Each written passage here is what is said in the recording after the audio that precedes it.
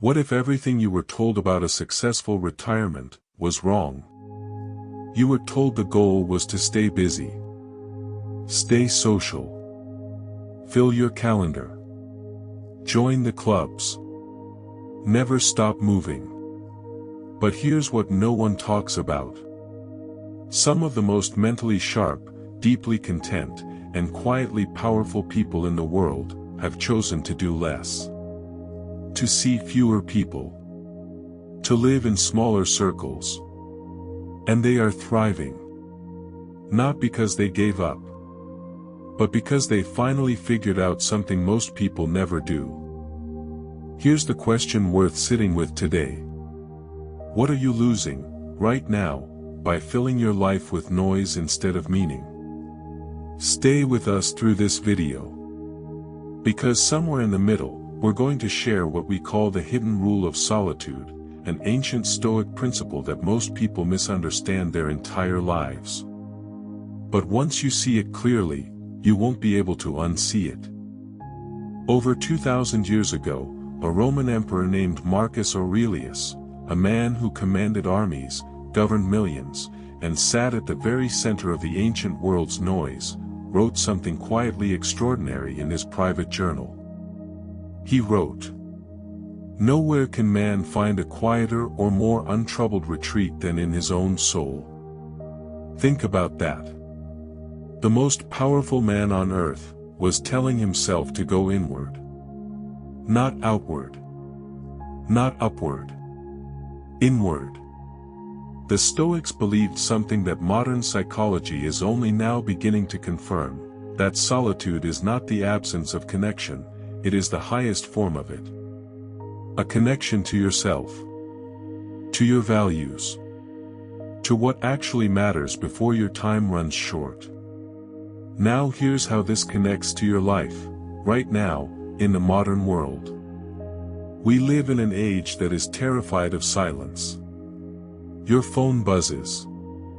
The news screams. Family gatherings become arenas. Social media rewards performance over authenticity. And somewhere in all that noise, many of us lost the thread back to ourselves. For seniors especially, this creates a painful trap. Society tells you that slowing down means fading away. That choosing solitude means loneliness. That stepping back from the chaos means you've been defeated by it. The Stoics would call that a lie built by people who have never truly been still. Because here's the truth. Solitude, chosen deliberately, is not withdrawal. It is mastery. It is the quiet decision of someone who knows exactly what they value, and refuses to trade it for noise. Rule 1, you stop performing, and start living. A retired schoolteacher named Gerald spent the first 3 years of his retirement exhausted. Not from work, from people-pleasing. Every family gathering, every neighborhood event, every phone call he didn't want to answer. He showed up. He smiled. He performed. And inside, he was hollow. One January, he quietly stopped. Not rudely. Not dramatically. He simply started saying no to what drained him and yes to what restored him. Morning walks. His garden. 2 or 3 people who truly knew him. Within a year, his daughter told him, "Dad, you seem more like yourself than you have in decades." The Stoic lesson here is this. Epictetus taught that we exhaust ourselves trying to manage how we appear to others, and neglect the one thing we actually control, our inner state. The action, this week, identify one recurring social obligation that leaves you feeling emptier than when you arrived. Give yourself permission to release it, gracefully, but firmly. Rule 2, small circles produce deep roots. A lone oak tree doesn't apologize for not being a forest. The Stoics understood that the quality of your inner circle determines the quality of your inner life. Seneca wrote, associate with those who will make a better man of you.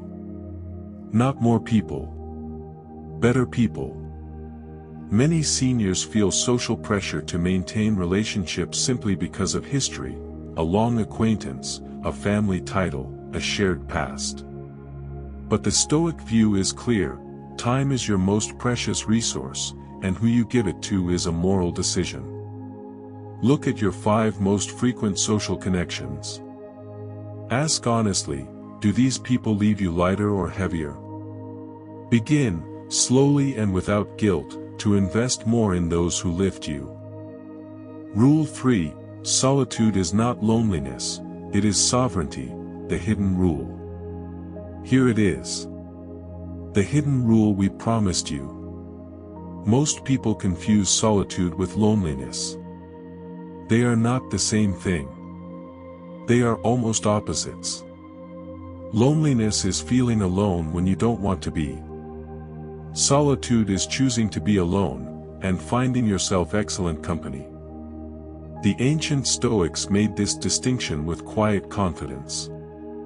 Marcus Aurelius spent hours each morning alone, not because he had no one to talk to, but because he valued the conversation he could only have with himself. Here is the hidden rule. You cannot build a strong interior life while your exterior life has no borders. Think of it like a house. If every door and window is always open, the wind rearranges everything inside. You can never settle. You can never find where anything belongs. But when you begin to close a few doors, intentionally, peacefully, the inside of the house becomes yours. Your thoughts become clearer. Your decisions become steadier. Your sense of self becomes something no one can move. Build one daily, sovereign hour. 1 hour, morning is ideal, where you owe nothing to anyone. No phone. No news. No performance. Just you, and whatever restores you. Protect it like property. Rule 4, silence sharpens what noise dulls. A blade that is never sharpened becomes useless, not broken, just blunt. Your mind works the same way. Modern research confirms what the Stoics lived by: periods of true quiet, away from screens, conversation, and stimulation, allow the brain to consolidate memory, process emotion, and restore cognitive function. In other words, silence isn't empty. Silence is doing something important that noise won't allow. Epictetus said, "We have 2 ears and 1 mouth so that we can listen twice as much as we speak." But perhaps more importantly, we need time to listen to ourselves. Once per day, sit in complete silence for 10 minutes. Not meditation necessarily, just stillness. Notice what surfaces. That is your mind doing its maintenance work. Rule 5, the quiet life is an act of courage, not retreat. Here is the rule that requires the most courage of all. Choosing a quiet life in a loud world will be misunderstood. Family members may call you distant. Old friends may say you've changed. Society may quietly suggest that stillness at your age means giving up. Let them say it. The Stoics were very clear: the opinion of the crowd is a compass that always points toward average. If you follow it, you will live an average life. The lighthouse does not chase the ships. It stands still, shines steadily, and the ships find their way because of it. Your quiet life is not a retreat from the world. It is the most dignified, intentional, and courageous statement you can make. I know who I am. I know what I value. And I am done negotiating those things with people who have not earned the right to question them. The next time someone questions your quieter choices, you don't need to defend them. Simply smile and say, "It suits me well." That's it. Sovereignty doesn't require explanation. Now, Here is the hardest part. The part most people never quite get to. Even after you understand all of this, even after you believe it, there will be moments of doubt. A quiet Sunday afternoon where the silence feels less like sovereignty and more like absence. A family gathering where you watch others laugh loudly together, and something old inside you wonders if you made a mistake. That feeling is real. Don't dismiss it. But here is what the Stoics would gently remind you in that moment. The discomfort of solitude is not evidence that solitude is wrong. It is evidence that you are doing something that requires practice. Stillness, like strength, must be built slowly. It is not a destination you arrive at. It is a discipline you return to, every morning, every quiet evening, every time you choose depth over distraction. You have lived long enough to know that most of what the world called urgent, was not.